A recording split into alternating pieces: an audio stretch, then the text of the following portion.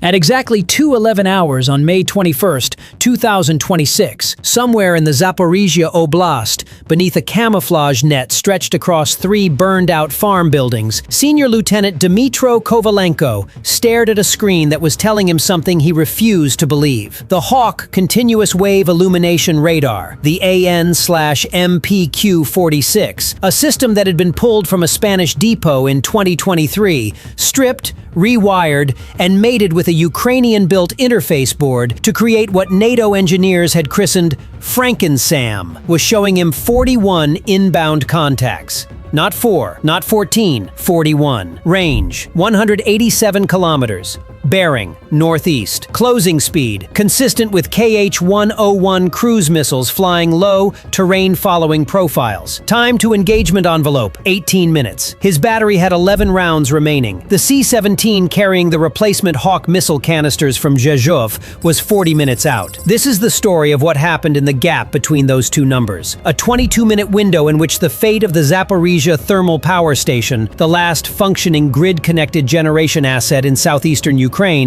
rested entirely on the decisions made by a 29-year-old artillery officer, a jury-rigged air defense system built from the spare parts of 6 different nations, and a choice that no targeting manual on Earth had ever been written to cover. 48 hours before the attack, Russia's 12th Main Directorate of the General Staff had completed the intelligence assessment that justified what would become known internally as Operation Burevi, Squall. The analysis was methodical and correct on almost every point. Ukrainian air defense coverage in the Zaporizhzhia sector had been degraded to a single operational FrankenSAM battery, following a precision strike on a Buk M1 relay station 6 days earlier. The replacement Hawk missiles allocated to that battery had been delayed at the Polish border crossing by a customs documentation error, a 36-hour administrative failure that Russian SIGINT had confirmed through intercepted logistics traffic on an unencrypted NATO partner coordination channel. The C-17 resupply flight, which had been rescheduled twice, was logged in a NATO air traffic management database that Russian Saber operators had been reading in near real time for 11 weeks. The window was known. The date was chosen. The strike package assembled for Operation Burevi was the largest single coordinated air launch of the war. From 4 separate bases, Saratov, Shaikovka, Tambov, and a third-party airfield in Belarus, whose use Moscow had not publicly acknowledged. 62 Tu-95MS Bear H bombers and 6 Tu-22M3 backfire supersonic bombers taxied to their launch positions over a 4-hour period, beginning at 2100 hours local time, under strict radio silence. Their combined payload was 108 KH-101 stealth cruise missiles and 14 KH-22 anti-radiation missiles specifically configured to home on Hawk band radar emissions. The KH-22s were the key. They were not aimed at the power station. They were aimed at the radar. Russian planners had identified that the FrankenSAM's Hawk AN/MPQ-46 illumination radar,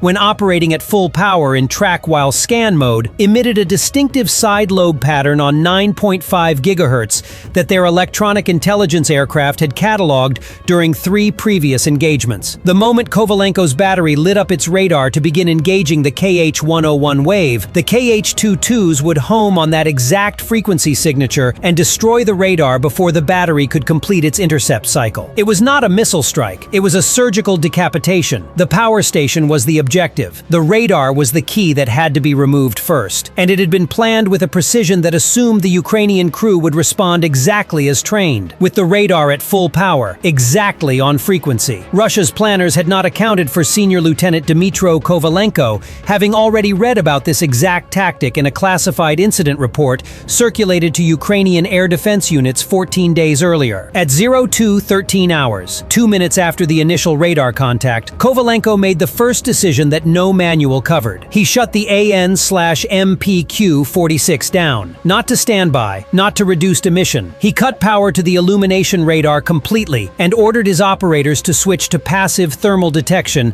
using the battery's auxiliary FLIR pod, a second-hand AN/AAQ-32 forward-looking infrared unit pulled from a downed Apache and integrated into the FrankenSAM's fire control loop by a Ukrainian engineer at the Lviv repair depot 8 months earlier. The FLIR had a maximum effective acquisition range of 42 kilometers against a cruise missile heat signature. Against 41 inbound contacts at 187 kilometers, it was essentially useless for targeting, but it was invisible. It emitted nothing. Kovalenko's calculation was exact. If Russian anti-radiation missiles were in the strike package, and 41 Kh-101s without a radar suppression element would have been an uncharacteristic tactical omission, then going dark was the only way to survive the opening minutes of the attack. The battery could not intercept 41 missiles with 11 rounds regardless. The radar was the only asset worth protecting. He transmitted his decision on a burst-encrypted UHF channel to the 96th Air Defense Brigade command post in Dnipro. Battery Lima is going passive. Radar offline. Requesting immediate data link feed from Saber Guardian. We are using thermal acquisition only. 11 rounds, 41 contacts.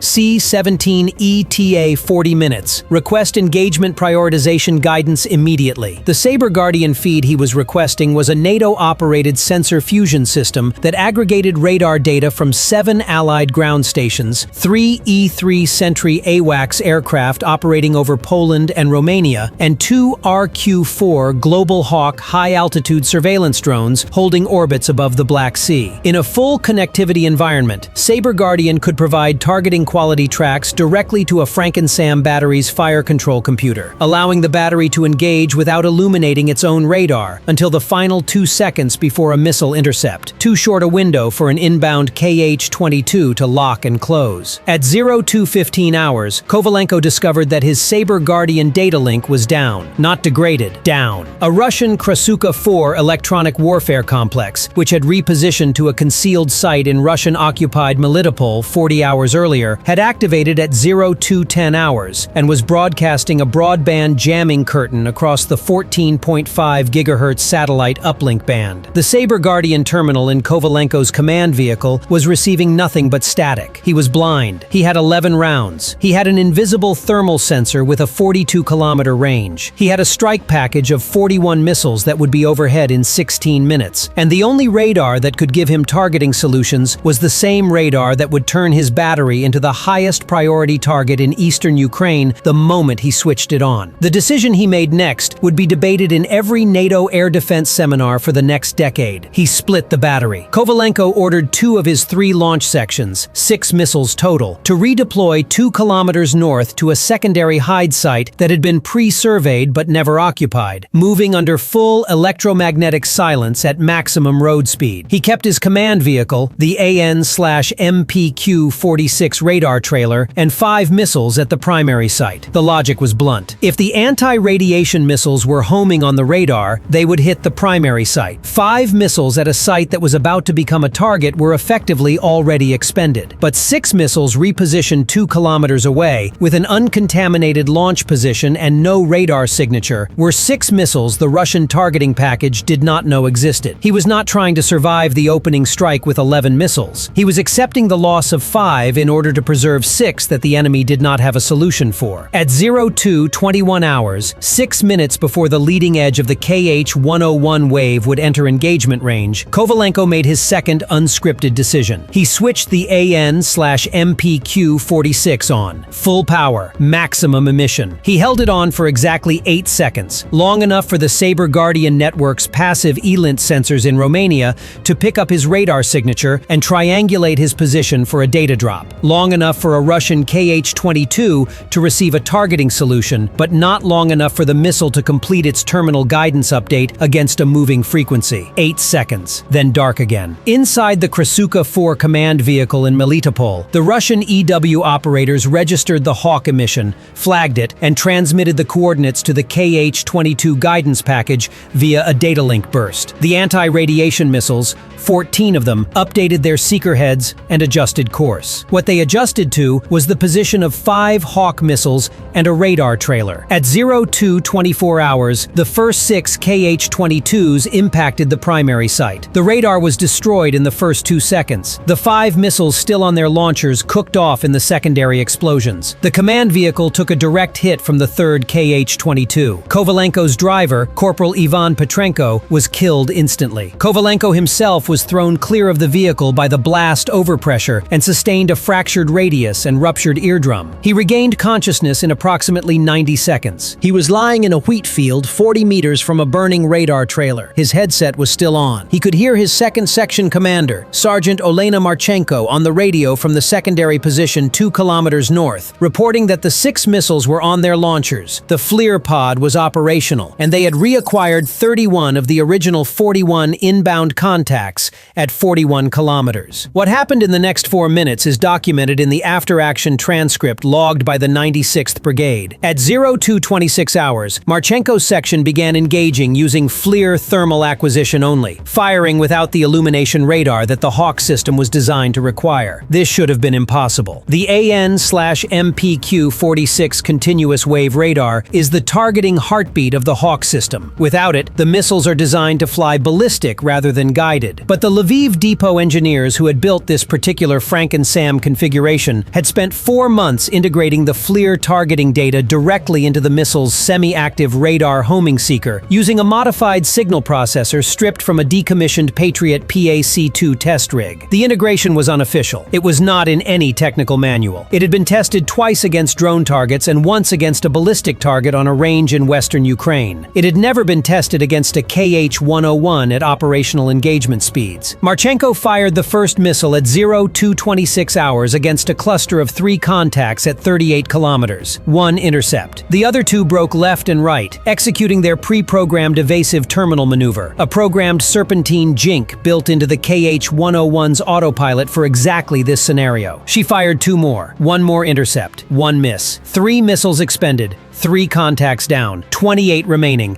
3 rounds left. At 0228 hours, with 28 KH-101s now inside 30 kilometers and accelerating toward the power station, the Saber Guardian data-linked terminal in the secondary position registered a signal. The 8-second radar emission that Kovalenko had transmitted 14 minutes earlier had been received, processed, and converted into a targeting data packet that the Saber Guardian system had been attempting to push to Kovalenko's terminal through the Krasuka 4 jamming curtain ever since. A USEC-130H Compass call, electronic warfare aircraft operating from Aviano Air Base in Italy, which had been retasked to the engagement area at 0218 hours following Kovalenko's initial burst transmission, had spent 10 minutes locating the Krasuka 4's emission center and begun a targeted jamming attack on its uplink frequency. At 0228 hours and 42 seconds, the Krasuka 4's uplink was suppressed for 19 seconds, just long enough for the Saber Guardian packet to get through. On Marchenko's fire control terminal, 28 inbound tracks resolved into precise targeting data, speeds, altitudes, predicted impact points. The fire control computer, running its engagement algorithm, identified 3 contacts converging on a single approach corridor at 22 kilometers. A coordinated terminal salvo, apparently aimed at the power station's transformer yard. Marchenko fired her final 3 missiles in a ripple launch at 2-second intervals. 2 intercepts, 1 miss. The surviving KH-101 impacted the transformer yard of the Zaporizhzhia thermal power station at 0231 hours, destroying one of 3 active transformer banks and reducing the station's output capacity by 31%. It was not the catastrophic grid kill the Russian planners had designed Operation Burevi to achieve. The station continued to generate power. The grid stayed up. 23 of the 41 missiles in the original strike package reached their targets across the broader Zaporizhzhia and Dnipropetrovsk oblasts. 18 were destroyed by a combination of Marchenko's battery, 2 other FrankenSAM batteries operating further north with full radar connectivity, and Ukrainian mobile short-range air defense systems. The C-17 from Zhezhov landed at a dispersal airfield outside Kryvyi Rih at 0251 hours, 20 minutes after the last missile impacted. The resupply canisters it carried were loaded onto trucks before the aircraft's engines had cooled. Senior Lieutenant Kovalenko was evacuated to a field hospital and treated for his fractures and hearing damage. He was returned to light duty within 72 hours. He did not receive a formal commendation for the engagement. The 96th Brigade's after-action report classified the outcome as a partial success and flagged the unofficial FLIR-to-seeker integration as an unauthorized modification requiring formal review. The Krasuka 4 complex in Melitopol, was struck by a Ukrainian ATACMS ballistic missile at 4:40 hours the same morning, 3 hours after the EC-130H had finished mapping its emission signature. It was destroyed with no secondary explosions, suggesting its operators had already evacuated. The Zaporizhzhia power station repaired its damaged transformer bank within 11 days, using components airlifted from a German energy infrastructure reserve. Grid output returned to 94% of pre-strike capacity. The 23 missiles that got through caused 47 civilian deaths across the region. The 6 missiles that Kovalenko had moved to a position the Russian targeting package did not know about, and the 3 that Marchenko fired without a radar in the last 4 minutes saved the rest. There are no monuments in Zaporizhzhia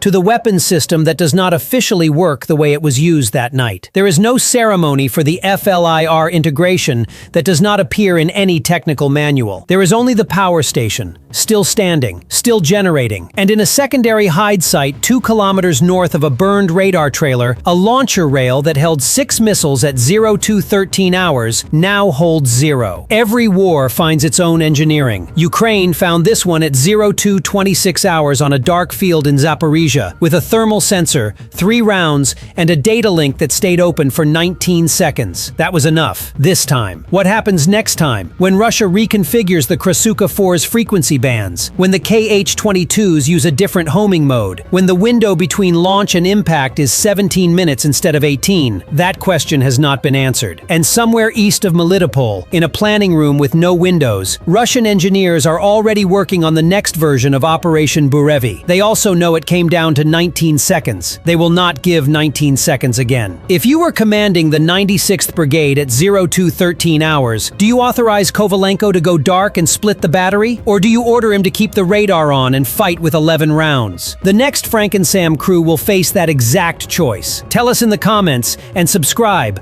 because the next classified file on Ukraine's invisible war is already on the table.